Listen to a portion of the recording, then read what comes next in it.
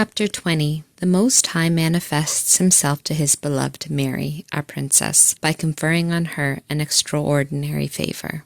Already our heavenly princess felt that the day of the clear vision of the divinity was approaching, and that, like the harbingers of early dawn, the rays of the divine light were breaking upon her soul. Her heart began to be inflamed by the nearness of the invisible fire, which illumines but does not consume, and made attentive by this new clearness, she questioned her angels and said to them, "My friends and lords, my most faithful and vigilant sentinels, tell me, what hour is it of my night, and when will the bright light of the day arise, in which my eyes shall see the sun of justice, which illumines them and gives life to my affections and my soul?" The holy princes answered her and said, "Spouse of the Most High, thy wished-for light and truth is near. It will not tarry long, for already it approaches." At these words, the veil which hid the view of these spiritual substances was slightly lifted, and the holy angels became visible, showing themselves as during her first years in their own essence, without hindrance or dependence of the bodily senses.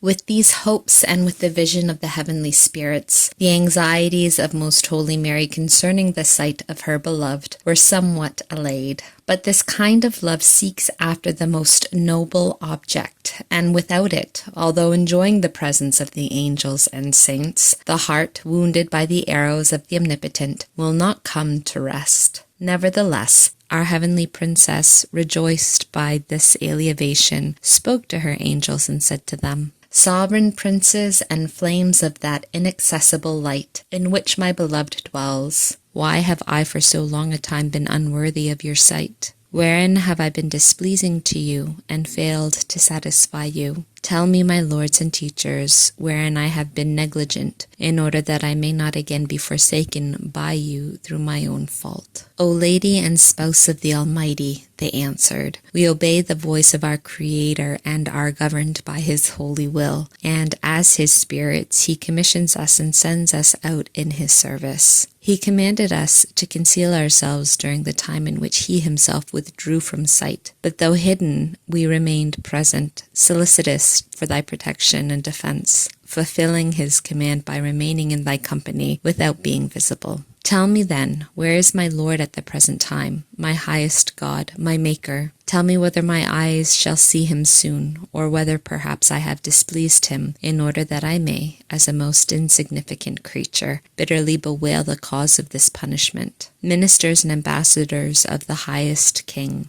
be moved by my afflicted love, and give me tokens of my beloved." "Soon, O Lady," they answered, "thou shalt see him whom thy soul desires. Let thy sweet sorrows turn to hope. Our God will not withhold himself from those that seek him so truly. Great, O Mistress, is his loving goodness with all those that cling to him, and he will not be niggardly in satisfying thy wishes." The holy angels openly called her mistress, as they were sure of her most prudent humility, and as they could conceal the full meaning of this title under pretense of her position as spouse of the Most High, for she knew that they had been eyewitnesses of the espousal which his Majesty had celebrated with their queen. And as his wisdom had ordered that in all else except in the title and dignity of Mother of the Word, which was to remain concealed to her until the proper time, the holy angels were to show her great reverence. So they were solicitous to give her many tokens of respect, although they covertly honored her much more for what they knew in secret than for that which they manifested to her openly. During these conferences and loving colloquies, the heavenly princess awaited the approach of her spouse and her highest delight, while the seraphim who attended her commenced to prepare her by new enlightenment of her faculties, a sure pledge of the beginning of the good for which she hoped. But as these favors augmented the fire of her love without allowing her as yet to reach the desired end, they only augmented the heart-rending anguish of her love. And with sighs she spoke to the seraphim, saying, "Most exalted spirits, who stand close to my highest good, ye clear mirrors whence reflected I was wont to see him in the joy of my soul, tell me, where is the light which illuminates you and fills you with beauty? Tell me, why does my beloved tarry so long? Tell me, what hides him, and why my eyes cannot see him? If it is through my fault, I will amend my ways. If I do not merit the fulfillment of my wishes, I will conform myself to his will. And if he seeks his pleasure in my sorrow, I will suffer in the joy of my heart. But tell me, how can I live without having my own life? How shall I direct myself without light? To her sweet complaints the holy seraphim answered, Lady, thy beloved is not absent when for thy good he tarries and withholds himself. In order to console his beloved, he afflicts them. In order to give so much the more joy, he aggrieves them. In order to be sought after, he withdraws from them. He wishes that thou sow in tears and so gather afterwards the sweet fruits of sorrow. If the beloved did not hide himself, he would not be sought after with that anxiety which is caused by his absence, nor would the soul renew its affections, nor increase in the appreciation due to that treasure. They transmitted to her that light of which I have spoken, number 625, in order to purify her faculties, not because there were any defects to be remedied, for she could not be guilty of any defects. On the contrary, all her actions and operations during the absence of the Lord had been meritorious and holy. Nevertheless, it was necessary that she be endowed with new gifts in order to tranquilize her spirit and her faculties, which had been moved by affectionate labors and anxieties during the absence of the Lord, and also in order to withdraw her from her present state and raise her to a position where she could enjoy new and different favors, for in order that her faculties might again be proportioned to the high object and to the manner of enjoying it, they must necessarily be renewed and redisposed. All this the holy seraphim proceeded to do with her in the manner already described in Book 2nd, chapter 14th, when the Lord conferred upon her the final adornment and the quality necessary for the immediate vision about to take place. As far as I can explain, this successive elevation of the faculties of the heavenly queen engendered those particular affections and sentiments of love and virtues which the Lord desired. And in the midst of these elevations, His Majesty withdrew the veil.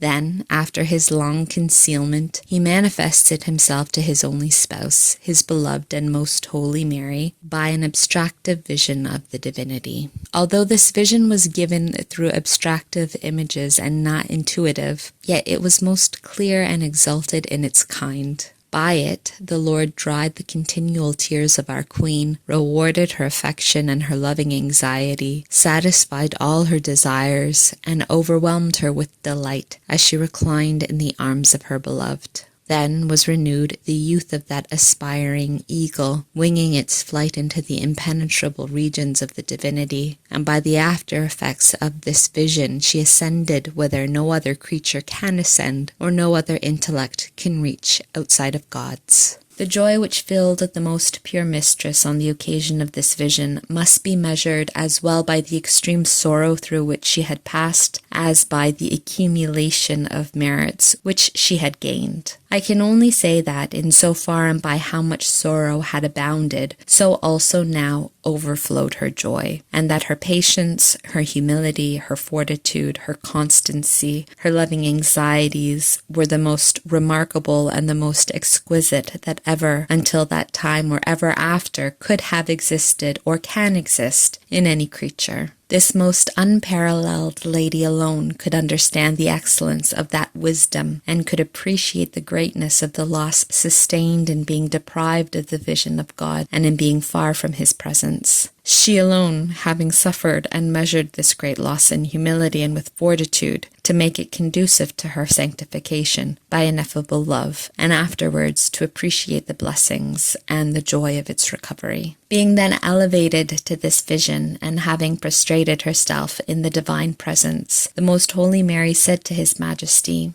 Lord and most high God, incomprehensible and highest good of my soul, since thou raisest up such a poor and worthless worm as myself, receive, O Lord, in humble thankfulness of my soul, the homage due from me to thy goodness and glory, together with that which thy courtiers render unto thee. And if any of the service which came from me, so low and earthly a creature, has displeased thee, reform that which in my works has been unsatisfactory to thee, my Lord. O goodness and wisdom incomparable and infinite, purify my heart and renew it, in order that it may be pleasing, humble, penitent, and acceptable in thy sight. If I have not borne the insignificant troubles and the death of my parents as I should, and if I have in anything erred from that which is pleasing to thee, perfect my faculties and all my works, O Most High God, as my powerful Lord, as my Father, and as the only spouse of my soul. To this humble prayer the Most High answered, my spouse and my dove. The grief for the death of thy parents and the sorrow occasioned by the other troubles is the natural effect of human nature and no fault. And by the love with which thou hast conformed thyself to the dispositions of my providence in all things, thou hast merited anew my graces and my blessings. I am the one that distributes the true light and its effects by my wisdom. I am the Lord of all, that calls forth the day and the night in succession. I cause tranquility and I set bounds to the storms in order that my power and my glory may be exalted, and in order that through them the soul might steer more securely with the ballast of experience and hasten more expeditiously through the violent waves of tribulation, arriving at the secure harbor of my friendship and grace, and obliging me by the fullness of merit to receive it with so much the greater favor. This, my beloved, is the admirable course of my wisdom, and for this reason I concealed myself during all that time from thy sight. For from thee I seek whatever is most holy and most perfect. Serve me then, my beautiful one, who am thy spouse, thy God of infinite mercy, and whose name is admirable in the diversity and variety of my great works. Our princess issued from this vision altogether renovated and made godlike, full of the new science of the divinity and of the hidden sacraments of the King, confessing him, adoring him, and praising him with incessant canticles, and by the flights of her pacified and tranquilized spirit. In like proportion also was the increase of her humility and of all the other virtues. Her most ardent prayer was to penetrate more and more deeply into that which is most perfect and most pleasing to the will of the Most High, and to fulfill and execute it in her actions. Thus passed a number of days, until that happened, which is to be related in the next chapter.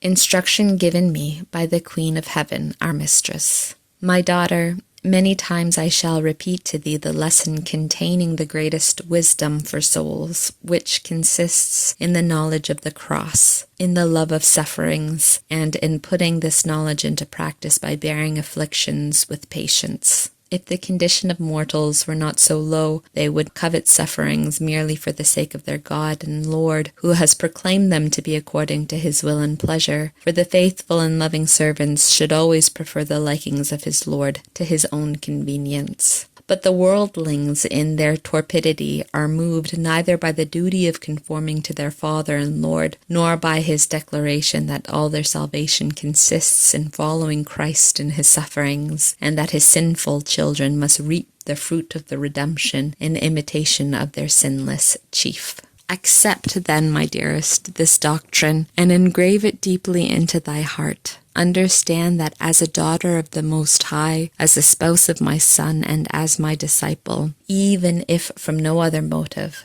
thou must acquire the precious gem of suffering, and thus become pleasing to thy Lord and spouse. I exhort thee, my daughter, to select the sufferings of his cross in preference to his favors and gifts, and rather embrace afflictions than desire to be visited with caresses. For in choosing favors and delights thou mayest be moved by self-love, but in accepting tribulations and sorrows thou canst be moved only by the love of Christ. And if preference is to be given to sufferings rather than to delights, wherever it can be done without sin, what foolishness is it when men pursue so blindly the deceitful and vile delights of the senses, and when they abhor so much all that pertains to suffering for Christ and for the good of their soul.